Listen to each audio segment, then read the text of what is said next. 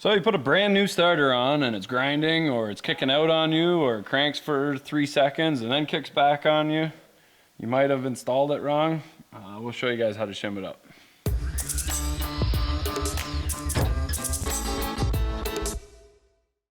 We'll show you guys how to put a starter on an old muscle car.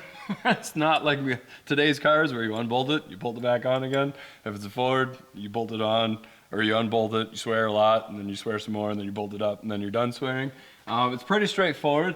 Bolt it up with no shims on it. There's a little hole at the bottom of the starter, and you can take a screwdriver that fits through the hole, or you can take a small Allen key, and then you can actually engage the drive. So before you turn the key on, to try and start it, this starter will not engage because it's too close to the ring gear. So you can put shims underneath the whole starter, or you can even start to put shims on one side, tilt the starter away, whatever you want.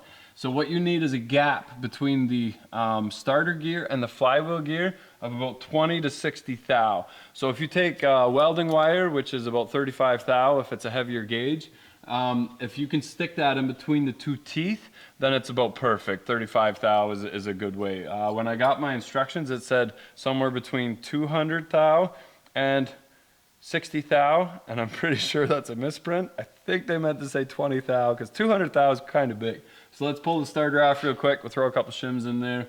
I might magically know what shims I need, and then we'll bolt her back up again. Here we go. And it's heavy. So I didn't get shims with my kit, and I'm not that much into the old stuff as some of you guys might be. So, but I do have some tin laying around.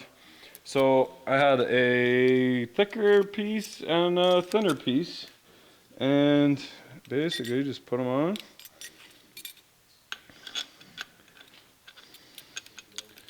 Look at that, I trimmed the corners so they look nice, all rounded and stuff, kind of almost matching. And I'll throw it right back up again. We'll test fit this, and then I'm going to make the wires long enough that I'm going to put the battery cable and that on before I bolt it up, because with my headers, it's kind of tight.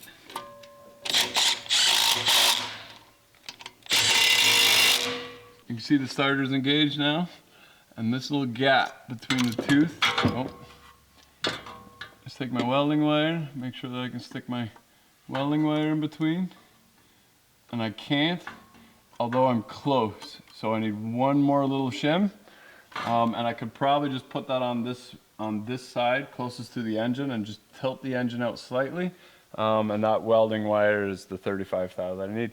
So if your starter is going in and bouncing out, or it sounds terrible when it's engaging, or you're seeing any sort of steel shavings around, check your starter shims and adjust accordingly. Thanks for watching. Here we go.